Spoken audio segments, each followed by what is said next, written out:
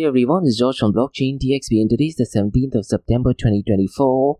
Now so far as the prices of Bitcoin on the global cryptocurrency market is concerned guys, it has marginally gone down. So it's going to be really interesting to see what happens in the next coming days.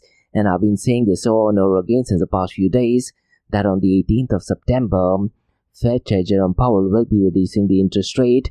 Now what I will be doing is I'll go ahead and cover it in the episode that I released on the 19th of September.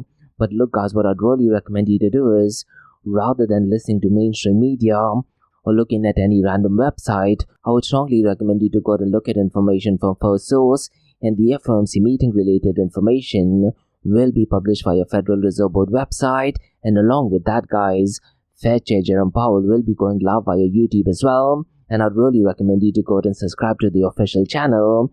So it's going to be really interesting to see how the cryptocurrency market reacts to this. Now with US elections coming up, there's quite a lot of drama going on as well, isn't it? And towards the end of the episode guys, I'll go ahead and touch base on President Donald Trump's new token, that is World Liberty Token. But before that guys, what I'll do is, I'll go ahead and touch base on a really interesting news, and that is to do with Chainlink and Chainlink CCIP, that is Cross-Chain Interoperability Protocol, is live at ZKsync. So I'll go ahead and touch base on what this is. So what I'll do in today's episode guys, I'll go ahead and explain how does CCIP work, because the implications are absolutely massive, isn't it? And then I'll go ahead and discuss what is the benefit of this news. So I do feel guys there are 6 areas that would be benefited by this news.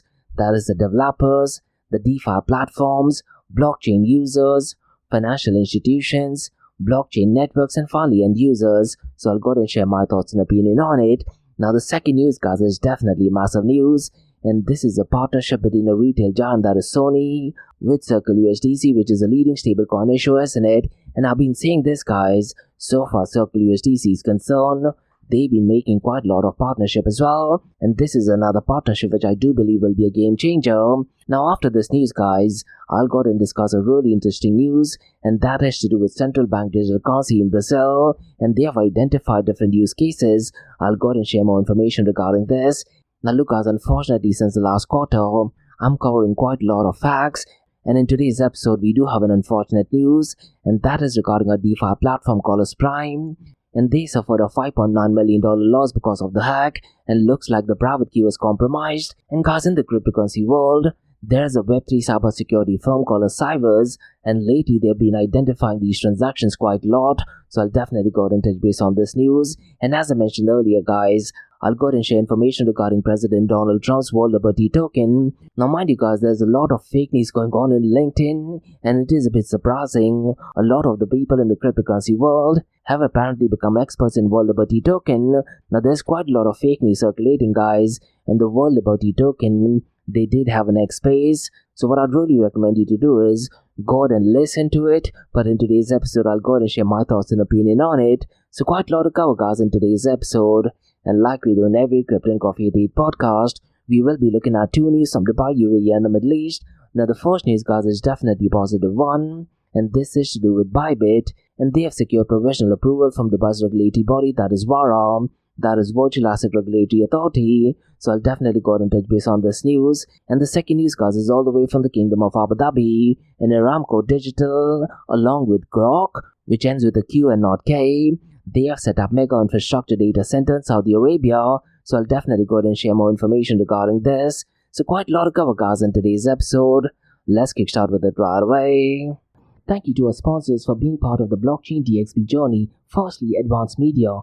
Advanced Media guys is the largest distributor of professional video, photo, broadcast and cinematic equipment and accessories in the Middle East and MENA region. With over 2 decades of experience, Advanced Media is now the largest distributor in the Middle East, representing more than 100 recognizable brands, including brands such as Zeiss, DJI, Hasselblad, Red and Rode. As a matter of fact guys, the very mic that I'm recording is being sponsored by Advanced Media as well, and Advanced Media has showrooms in Saudi Arabia and services as well. Looks like they're definitely taking the Middle East by storm. And here's the beautiful thing guys, they're taking corporate social responsibility very seriously, and they're focusing on 3 P's, that is people, planet and prosperity. Now listen guys, if you do want to find out more information regarding the statement of corporate social responsibility, check out the website, that is www.amt.tv.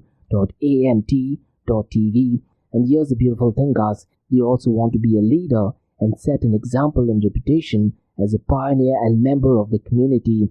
And in doing so, guys, they also have an AMD scholarship with SAE Institute in Dubai, UAE. So definitely check it out.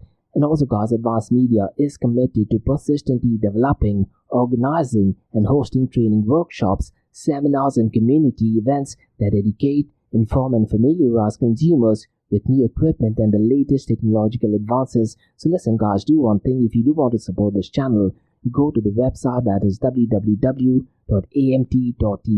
and follow the social media channels as well. All of the details are in the show notes below. Next, Startup OI is global one-tech platform for tech. It offers global high-paying tech jobs with flexibility in working time and location, global free tech events, and tech networks to connect with global like-minded engineers. A brilliant platform to listen to the tech experts in Metaverse and to grab their insights. Now listen, all you have to do is download the app Startup OI.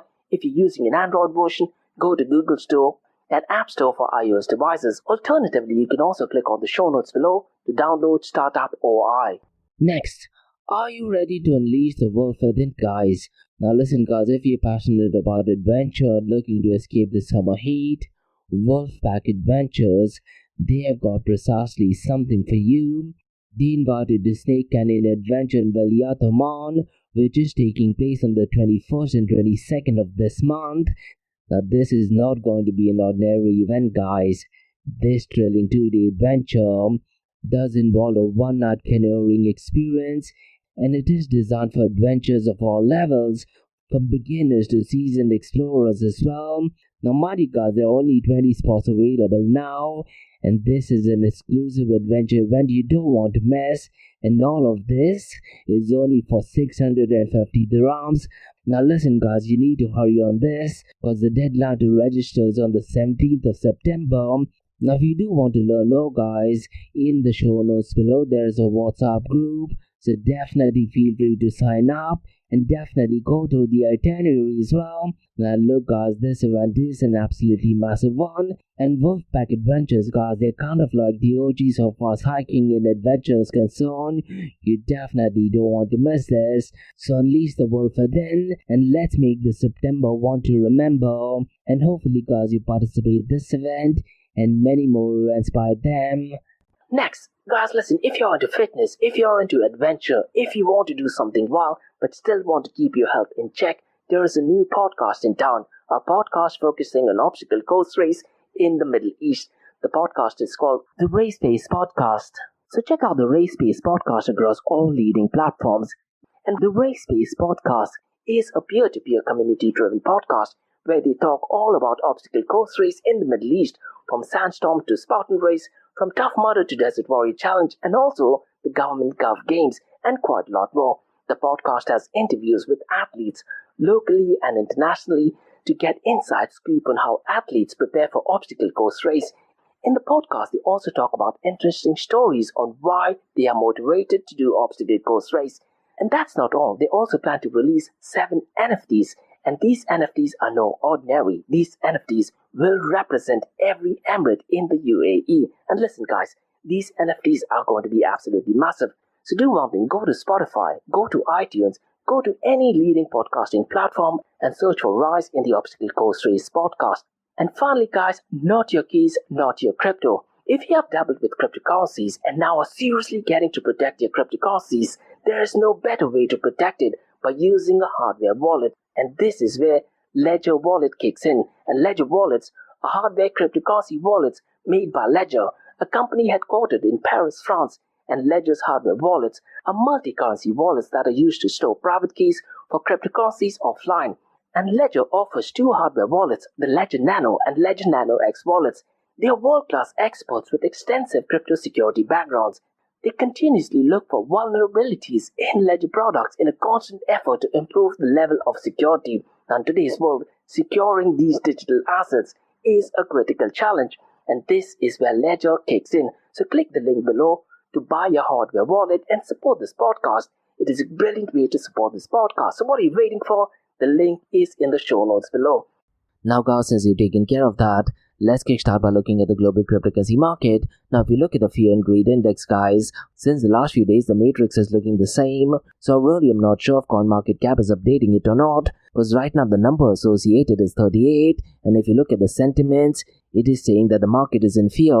Now if you look at the global cryptocurrency market guys, it is only at $2.04 trillion, and since the last 24 hours it is down by 0.25%. Now if you look at the total cryptocurrency market volume since the last 24 hours, it is marginally pumped up, and today it is at 9.04%, and it is at $61.26 billion. Now unfortunately guys, one matrix that does not improve at all, that is the volume in decentralized finance, isn't it? And today it is at $3.01 billion. And later on guys, when I'll go ahead and discuss President Donald Trump's new token, we'll go ahead and touch base on why the volume in DeFi is actually low, and I kind of agree with what the team has to actually say regarding it. Now the volume is only at $3.01 billion guys, and it is accounting for almost 5%, 4.90% to be completely fair, of the total crypto market 24-hour volume. And so far as the total value locked is concerned guys, it is only at $78.77 billion. Now so far as the dominance of total value locked is concerned, Lido is still dominating with $22.43 billion.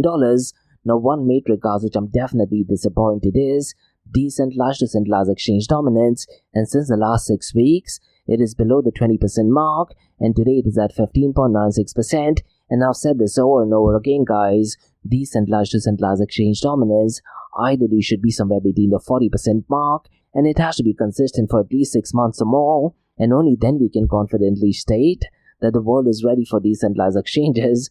That is my honest opinion. And if you look at the volume of decentralized exchanges guys, the volumes are definitely not looking good. Uniswap on an average, given they used to be about the $1 billion mark, but since the last few weeks it is barely touching the $1 billion mark, and today it is slightly below the $1 billion mark at $996 million. PancakeSwap guys is at number 2nd. Now the volume of PancakeSwap since the last 24 hours guys is almost pumped up by 4 times, and today it is at $825.94 million. Aerodrome is at number 3rd. Its volume is $333.19 million. Orca guys is at number 4th. Its volume is $234.63 million, and Radium is at number 5th. Its volume is $209.2 million. Now let me do one thing guys, let me quickly run through the volume of stable coins, and unfortunately guys, the numbers are not looking that great. It is only at $56.45 billion, and out of this $56.45 billion, Tether USDT is accounting for $46.43 billion, and later on guys I'll go ahead and discuss a really interesting partnership that is done by Circle USDC along with Sony, because so far Circle USDC is concerned, they've always been in the top 3 so far as the volume of stablecoins is concerned, and today its volume is $5.18 billion. FDUSD guys is at number 3rd. Its volume is $4.38 billion. Now stablecoins guys, despite the volume being low, accounts for 92.14% of the total crypto market 24-hour volume. Now what is a bit bizarre and crazy to note guys is that Tether USDT has been making quite a lot of profits. I really am hoping that Tether USDT does not turn out to be the black swan event from the cryptocurrency world. But look guys, in the cryptocurrency world, absolutely anything is possible, isn't it? Now if you look at the market cap of Bitcoin and Ethereum guys, Ethereum's market cap has marginally gone down, and today it is at $277 billion, whereas Bitcoin's market cap is at $1.15 trillion. Now look guys, unfortunately ever since Ethereum spot trading went live, the numbers are definitely not looking good for Ethereum, isn't it? And the answer to this is pretty simple guys. The spot Ethereum trading does not have access to staking as a service, isn't it? So if an investor goes ahead and buy the spot Ethereum ETF, they cannot utilize the benefits of staking as a service. So why would you want to go ahead and buy the spot Ethereum ETF? You may as well go ahead and buy the actual Ethereum and then put it out for staking. And that is one of the reasons why guys, the total value locked has been on a downtrend, and I wouldn't be surprised if the total value locked does actually go below the $70 billion mark as well. Now if you look at the 24-hour trading volume guys, Bitcoin's 24-hour trading volume is $28.24 billion, whereas Ethereum's 24-hour trading volume is only at $13.99 billion. Now since the last few weeks guys, Ethereum's dominance has been on a downfall, and today it is at 13.60%. Now look guys, the dominance can still be high, and the prices of a token or cryptocurrency could be falling down as well, but that is not happening so far as Ethereum is concerned. Now one of the reasons why that is happening guys is a lot of activity is actually taking place in Solana blockchain, isn't it? And could it be possible in 3 years or probably less than that? Solana turns out to be an Ethereum killer. I don't see the chances for that thing happening, guys. But look, guys, the cryptocurrency world is absolutely wild and wicked, isn't it? Could it be possible that Cardano has a ChatGPT moment and it turns out to be the #1 smart contracting platform? If that thing happens, guys, I'll definitely be content with it, to be honest. Now, so far as the dominance of Bitcoin is concerned, it is at 56.72%. Now, this week, guys, I'm running through some numbers that is connected to decentralized apps. Now, unfortunately, guys, the numbers are absolutely scary, and I definitely am not liking these numbers. Now, in the episode that I released yesterday, I talked about decentralized apps that were working on all different blockchain protocol, but in today's episode, guys, I will be discussing the top 5 decentralized apps that are working only on Ethereum blockchain. So what I'm looking at is, guys, is two numbers. The first one is the dollar value, and this is the fiat value of incoming token transfers from unique active wallets to decentralized app smart contract over a period of time. And then, guys, what I want to do is I want to go ahead and compare it with the number of unique active wallets interacting or performing transactions with these wallets, and that would give us an idea as to how many people are actually using the smart contract. Now, mind you, guys, this number does not mean that there are so many people using it. Rather, it means that there are so many smart contracts, and in these smart contracts there might be hundreds, if not thousands of people using the smart contract. Now, what I'd really recommend you to do is, guys, all of this data is available via dappradar.com, and you can sort it based on whichever blockchain protocol that you want to look at. So what I want to do is, in today's episode, I want to look at the top 5 decentralized apps that are working only on Ethereum blockchain, and the #1, guys, is Uniswap version 3, and in terms of dollar amount, it is $2.14 billion. But check this out, guys. If you look at the number of unique active wallet interactions, it is at 28,210. But listen to the second one, guys. The second one is Balancer. In terms of dollar amount, it is $743.32 million.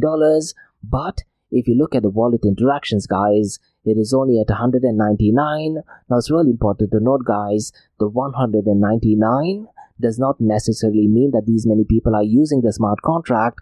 What it means is that there might be 199 smart contracts, and in the smart contracts, there could be less people using it or more people using the smart contract. Now, the third one, guys, is Uniswap version 2. In terms of dollar amount, it is at $179.43 million.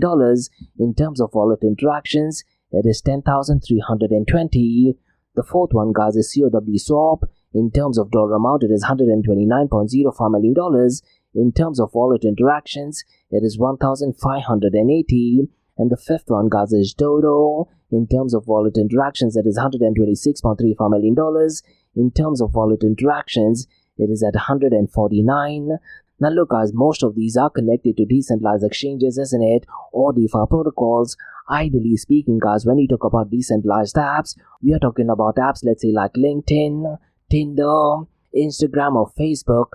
Them working on blockchain protocol. And to be honest, guys, I don't know of any of these working on blockchain protocols yet. And we are talking about smart contracts and blockchain technology to be in existence for almost more than a decade. And keeping that thing in mind, guys, these numbers are absolutely minuscule and ridiculously small, to be honest. And that is one of the reasons why whenever there is a political debate, they don't even bring about these topics. But let's see, guys, in the next coming decades, maybe the cryptocurrency and blockchain world, we might be able to get a ChatGPT moment, and that would get a lot of users on board. Let's say we can have maybe an Instagram feature on blockchain protocol, or maybe a Tinder application working on blockchain protocol. Let me know, guys, what are your thoughts regarding this. Now, guys, let's look at the king of all kings, that is Bitcoin.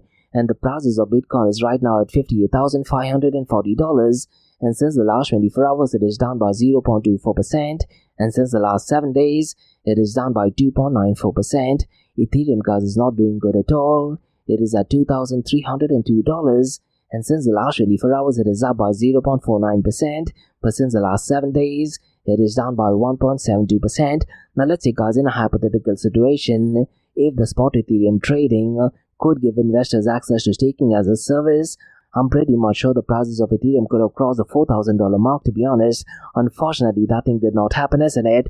Now, so far as Binance BNB is concerned, the price is $538, and since the last 24 hours, it is down by 1.63%, and since the last 7 days, it is up by 3.73%. So look, guys, it's going to be really interesting to see what happens in the next coming days, and I'll definitely go and discuss the FOMC meeting, and that would be covered on the 19th of this month. Now in today's episode, guys, let's go ahead and discuss a really interesting news, and this is to do with Chainlink and Chainlink CCIP. That is cross-chain interoperability protocol is now live on ZKsync, which is essentially a layer 2 solutions using zero-knowledge proof to improve security and scalability, but at the same time staying aligned with Ethereum standards. And this integration, guys, allows developers to create decentralized apps that operate across different blockchain protocols, and with CCIP, guys, developers can now send tokens between chains and even execute smart contracts across blockchains, thereby enabling more complex decentralized apps.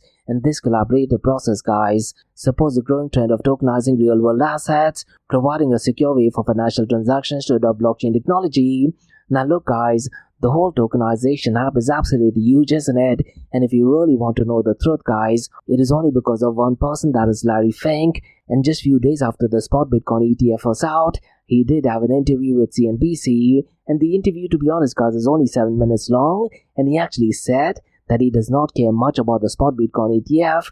Rather, he is really excited about tokenization and the benefits what tokenization could do. And the very same day, guys, in my Crypto and Coffee 88 podcast, I actually stated that the next hype that is going to take over the cryptocurrency world is about tokenization. And this, to be honest, guys, unfortunately shows the power of Larry Fink and BlackRock, isn't it? Now, regarding this news, guys, what I want to do is I want to very briefly explain how does CCIP work, because when you talk about CCIP, guys, it is an abbreviation for Cross-Chain Interoperability Protocol, and Chainlink CCIP, guys, is designed to facilitate secure and reliable communication between different blockchain. So how it works is pretty simple, guys. There is cross-chain messaging, and CCIP enables blockchain to send messages and data to each other, allowing decentralized apps to interact with multiple blockchain. For example, guys, a smart contract on one blockchain can trigger actions on a contract on another chain.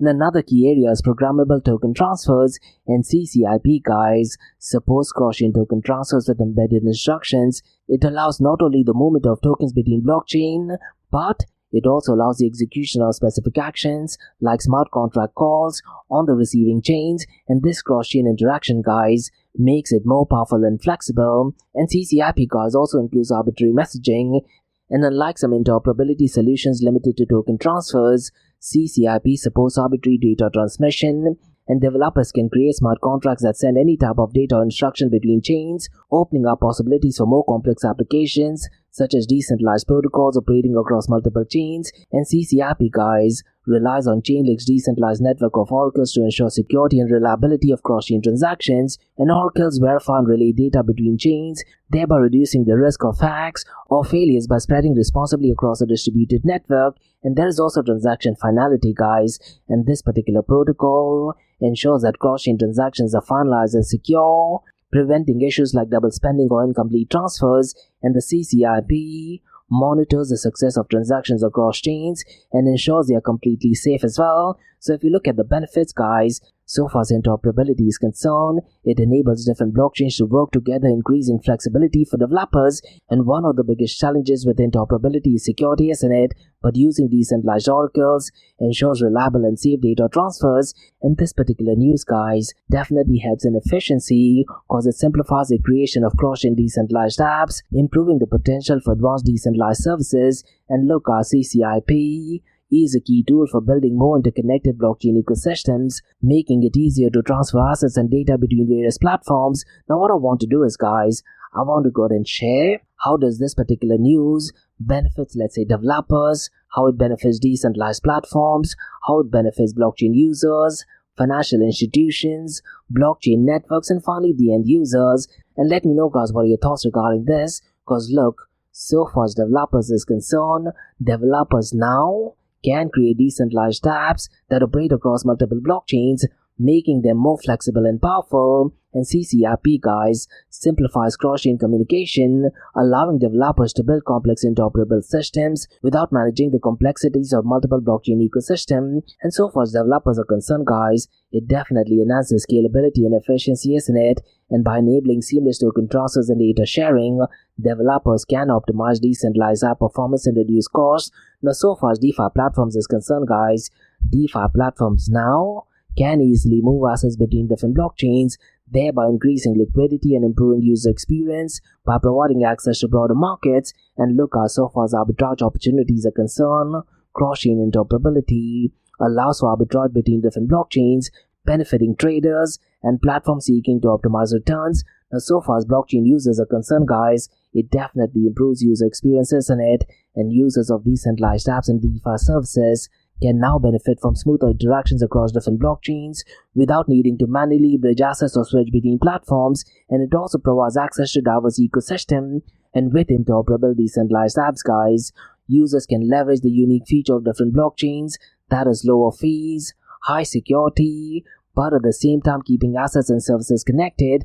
Now, so far as financial institutions are concerned, guys, this is the area where tokenization kicks in, isn't it? And CCIP helps financial institutions bring real-world assets like stocks, bonds, onto blockchain in a secure and compliant way, fostering the growth of tokenized finance. And so far as cross-chain standards are concerned, guys, by enabling a common standard for cross-chain asset transfers, CCIP offers institutions a trusted way to code and adopt blockchain technologies and integrate them with traditional financial systems. Now, so far as blockchain networks is concerned, guys, I do feel that this particular news definitely helps in interoperability and shared liquidity. Now, so far as interoperability is concerned, blockchain networks themselves benefit from increased interoperability, allowing them to attract more developers, projects, and users by connecting with other chains. And so far shared liquidity is concerned, guys, I do feel that smaller blockchains or layer 2 solutions like ZKsync can grow faster by connecting with larger networks, thereby sharing liquidity as well as attracting new projects. Now, the main benefits of everything, guys, should be the end users in it, and according to me, guys, end users can seamlessly move their assets and data between different blockchains, thereby getting access to a variety of decentralized apps as well as services without being restricted to one ecosystem. And if you think of it, guys, it definitely helps reduce cost as well as in it. And I feel by utilizing these features on different chains, such as lower transaction fees on one chain, higher security on another, users can now optimize the blockchain interaction at lower cost. So let me know, guys, what are your thoughts regarding this? Because look, I do feel that Chainlink CCIP benefits developers, DeFi platforms, blockchain users, financial institutions, and the entire blockchain network, and they do this by enabling seamless cross-chain communication, token transfers, and decentralized applications, and this would definitely drive interoperability and ecosystem growth in my opinion.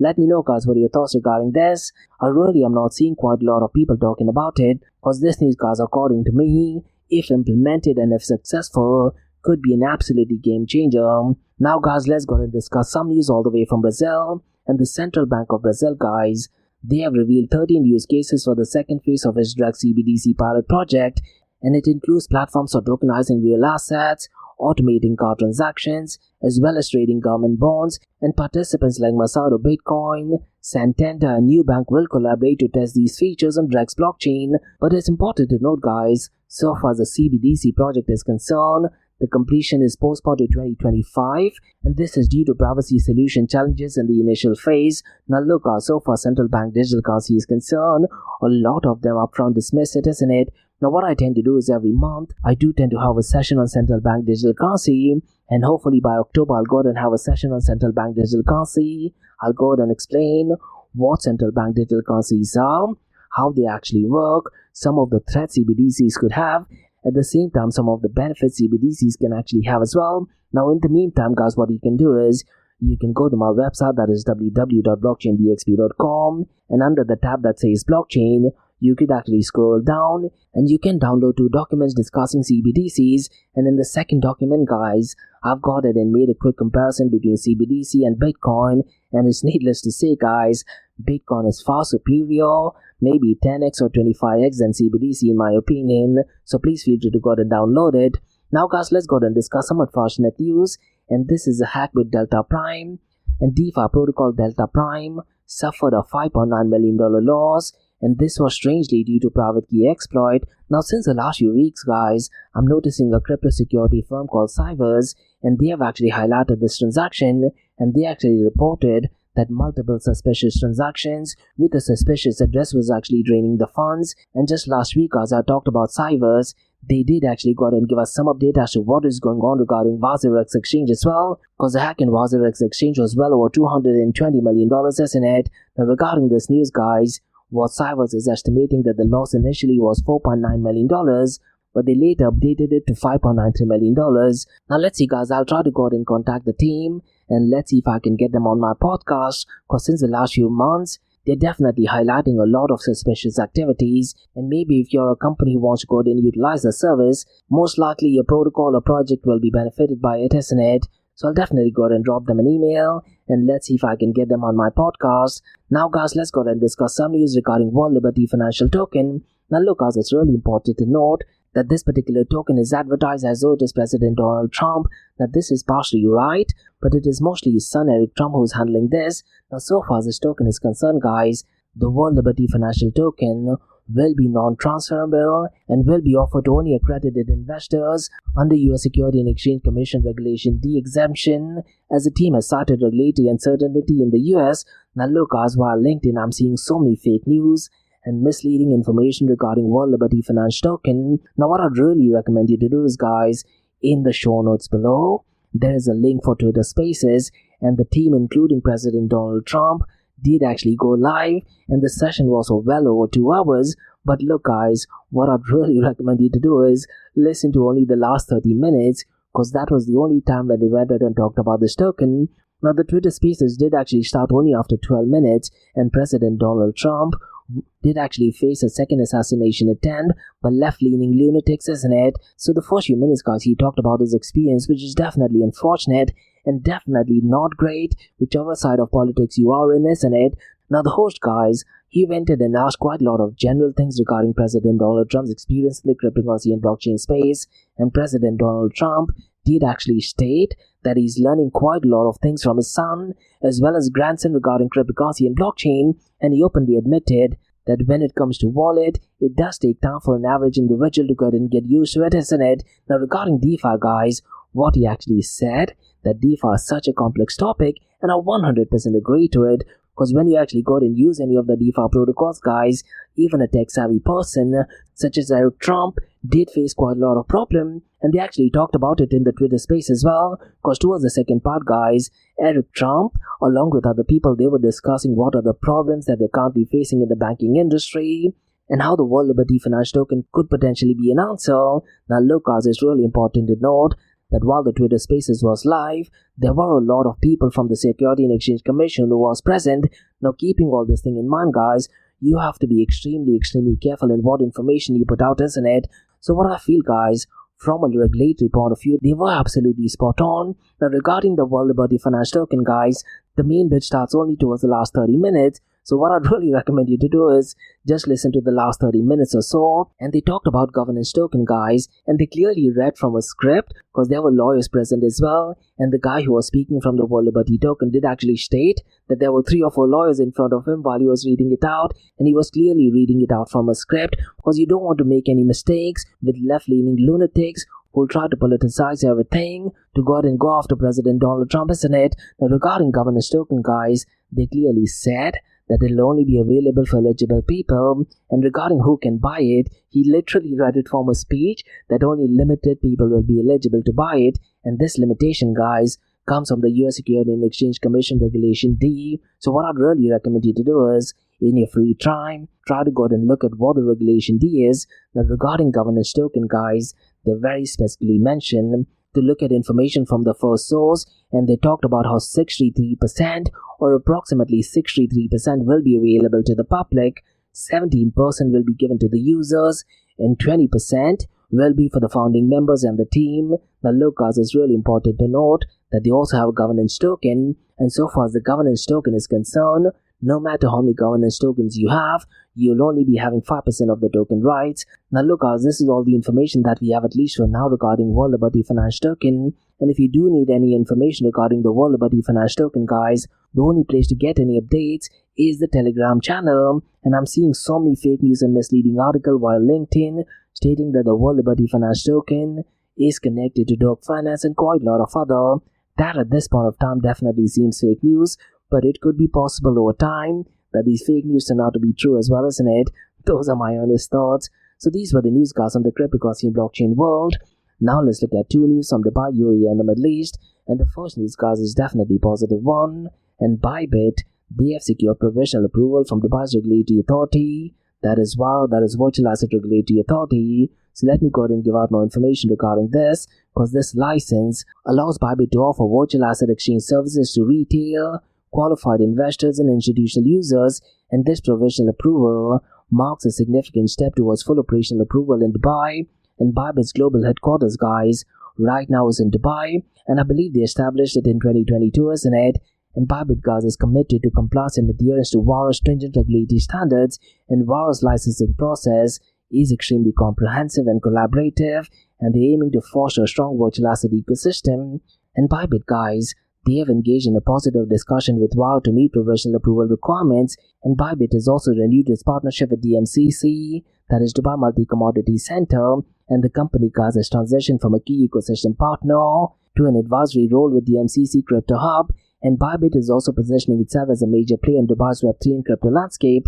And Bybit, guys, they have launched sponsorship of the Blockchain for Good Alliance at Blockchain Live in Dubai in April of this year, and the BGA is a non-profit organization that focuses on using blockchain to address global, social, environmental and economic issues, and Bybit is introducing several industry initiatives, including the Crypto Content Creator Campus, and the Crypto Content Creator Campus, guys, will debut in Dubai in November, and they're targeting key opinion leaders in the cryptocurrency industry. And Helen Liu, the Chief Operating Officer of Bybit, has highlighted Dubai's strategic location and innovation-driven environment, and Dubai's progressive policies, guys, provide unmatched opportunities for businesses and investors in the cryptocurrency sector, isn't it?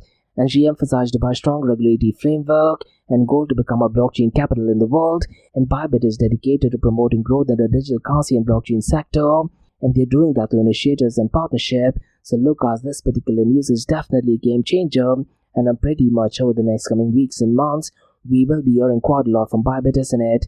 Definitely positive news.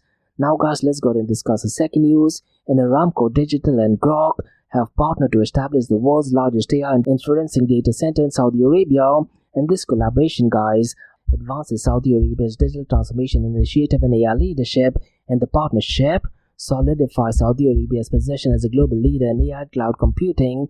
And this particular announcement, guys, was made during the Global AI Summit in Riyadh, and the inferencing data center, guys, aligns with Aramco Digital's vision to leverage advanced technologies, and it definitely supports Saudi Arabia's Vision 2030 that is focused on digital transformation and operational excellence.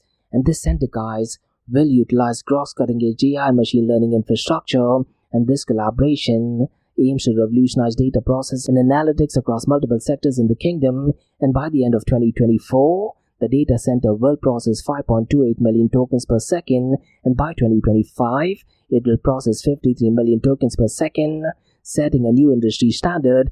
And this partnership, guys, brings advanced AI technologies from Grok to the kingdom, and Aramco Digital aims to enhance the kingdom's digital economy with this initiative. And regarding the data center, guys, the data center will play a pivotal role in transforming various sectors, including energy as well, and this strategic step enhances Saudi Arabia's AI and cloud computing capabilities, and Aramco Digital is focused on fostering innovation and technological leadership through partnership, and this facility, guys, is expected to attract global attention for AI and data processes innovation, and the collaboration reflects Saudi Arabia's commitment to becoming a leader in advanced digital infrastructure, and the data center is part of broader efforts to drive economic growth and technological advancements in the region. Definitely positive news in my opinion. Now look, as regarding Saudi Arabia, on Monday, that is the 16th of September, I did go ahead and release a standalone episode explaining some intricate details as well as the 7 key pillars of the report, so please feel free to go ahead and check it out. And I also went ahead and shared my thoughts and opinion on how blockchain technologies could potentially merge with artificial intelligence, and I also shared, guys, with BRICS nations, how is it that Saudi Arabia can capitalize on it. So please feel free to go ahead and check it out, and if you do like it, share it with your friends and give the episode a 5-star rating as well. So that's about all, guys, on the cryptocurrency, blockchain and AI world from Blockchain DXB. In case if you like listening to this podcast, please click on the follow button, give it a 5-star rating and share the word across. Now for the next few minutes is going to be an Ask Me Anything series where you listeners can ask any questions regarding Bitcoin, blockchain, beyond blockchain, cryptocurrencies, NFTs, DeFi and Metaverse. So let's get started with the Ask Me Anything series.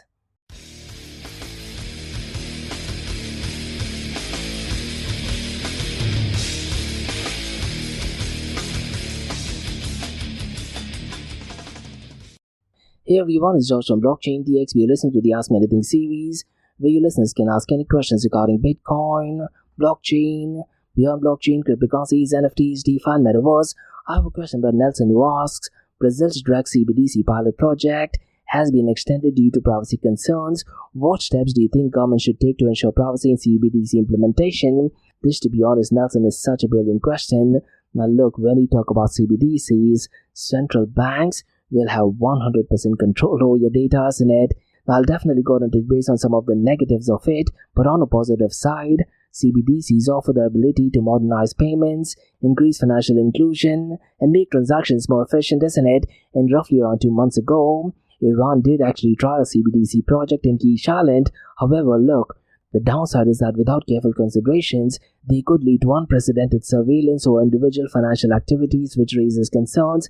Now, what I do feel, Nelson, what governments can do is they can implement zero-knowledge proof or even tiered privacy models and maybe have a decentralized solutions as well, because implementing zero-knowledge proof will definitely ensure that we have privacy, isn't it? And the solution is by using advanced cryptographic techniques. Now, zero-knowledge proof allows transactions to be verified without revealing sensitive details, and this, according to me, could enable privacy-preserving CBDCs that still meet regulatory requirements, and this would offer best of both the worlds, isn't it? It would offer privacy for users as well as oversight for governments. But what about tiered privacy models? A tiered privacy system, Nelson, could actually offer varying level of privacy based on the transaction type or even the size, and for small routine transactions, the system could maintain a high level of anonymity. But let's say for larger or more suspicious activities, more information might be required, and this could actually strike a balance between privacy and anti-money laundering efforts. Now, so far as decentralized solutions is concerned, governments could actually explore decentralized architecture for their CBDCs, and this could involve smart contracts or blockchain networks where the state has oversight but doesn't directly control all aspects of the currency. And one simple way, Nelson, we can do is the central banks, they can go ahead and issue the funds, they can go ahead and manage it, but so far as the block production is concerned, that can be given to private firms. So let's say in UAE, the central banks can go ahead and issue the CBDC, but so far as updating the ledger is concerned, that can be done by private banks, maybe even private firms that are not connected to finance, in my opinion. So you could, let's say, have Mashreq Bank or HSBC going ahead and uploading these transactions. That way, central banks do not know what your purchase is, isn't it? That is my honest opinion. Now look, I do feel that privacy concerns can't just be handled by technology alone. There needs to be a clear legal framework in place to protect citizens' rights, and legislations must establish boundaries on data collections, retentions, and sharing, ensuring that governments themselves are held accountable. However, look, Nelson, the flip side of ensuring privacy in CBDCs is that too much privacy could enable illicit activities, and if governments lean too far into privacy without proper oversight, CBDCs could be used to evade taxes, facilitate money laundering, or support terrorism financing as well. And last week there was a really important hearing regarding decentralized finance, and the left-leaning congressmen, they were actually arguing that with cryptocurrencies you could evade tax, but the people in DeFi world, as well as some of the Republican congressmen, were actually stating that if the transactions are on an open blockchain, absolutely anyone can go ahead and verify these transactions, thereby making tax evasion much less. So these are things you need to be aware of as well. Now in Brazil's case, Nelson, the decision to extend the pilot for privacy reason is a positive step, because it shows that they are taking privacy concerns seriously, isn't it? But at the same time, it also highlights how challenging it can be to design a CBDC that does actually satisfy privacy advocates as well as regulatory bodies. But definitely a great question in my opinion. And that's about all, guys, from the Ask Me Anything season Blockchain DXB. In case if you like listening to this podcast, please click on the follow button, give it a 5-star rating, and share the word across.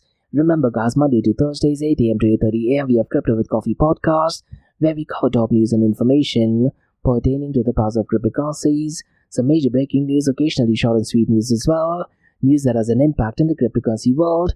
The other two news and information is related to Dubai, UAE, and the Middle East, from the cryptocurrency, blockchain, and now artificial intelligence world as well. And what you're listening to right now is the Ask Me Anything series, where you listeners can ask any questions regarding Bitcoin, blockchain, beyond blockchain, cryptocurrencies, NFTs, DeFi, and Metaverse. So thanks so much for listening, guys, and have a nice one. Bye-bye.